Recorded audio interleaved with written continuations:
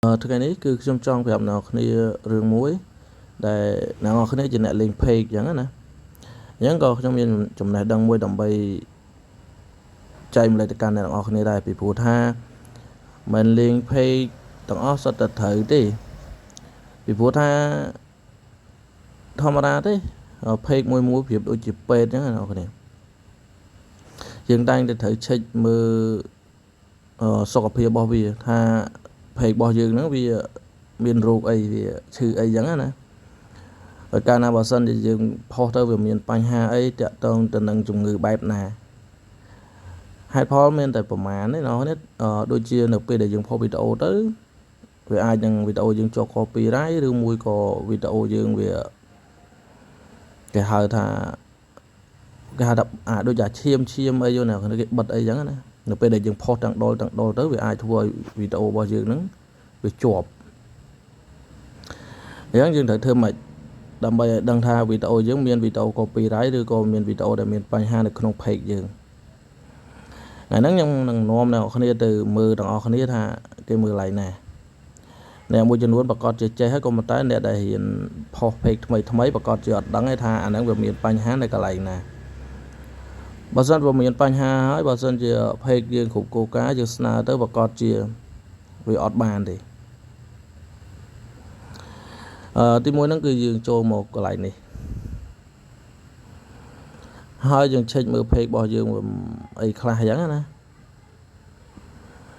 ហើយយើងមើលតាមមួយជាហ៊ានមួយមកអីគេខ្លះ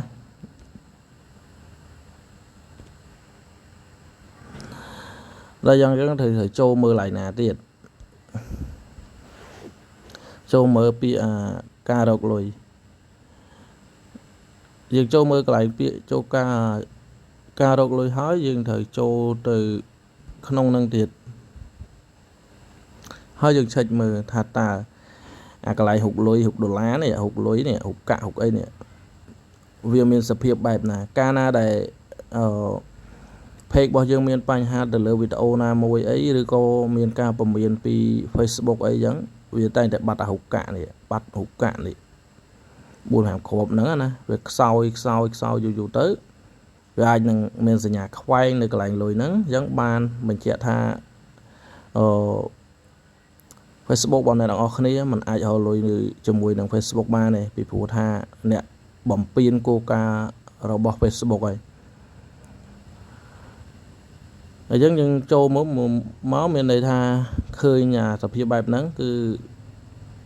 Facebook របស់យើងមានសុខភាពល្អទេសូម្បីតែនៅកន្លែងខាងក្រោមនេះអ្នកនរគ្នាក៏គេដាក់ស្ថានភាព page ពិនិត្យសុខភាពរបស់ page របស់អ្នកដែរអញ្ចឹងយើងចូលទៅពិនិត្យសុខភាពរបស់ page របស់យើងមកថាវាឈឺអី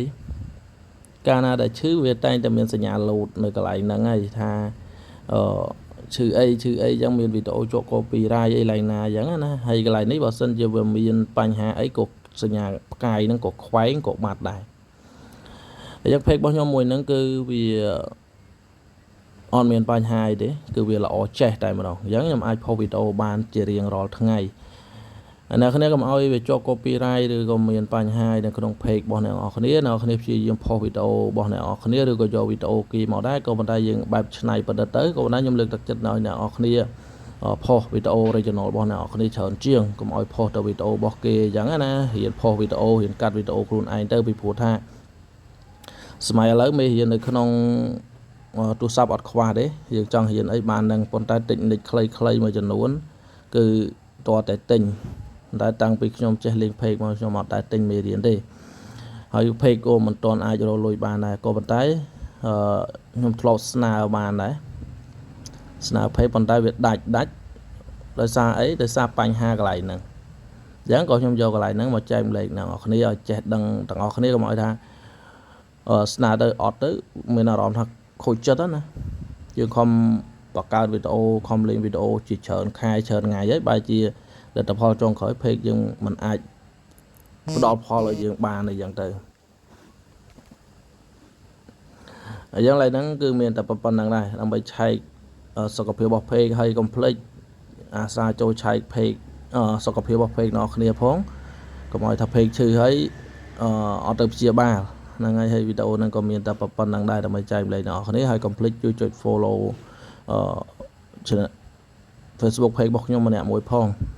ដើម្បីទទួលបាននៅដំណឹងថ្មីៗចំណេះដឹងថ្មីៗបាទសូមអរគុណ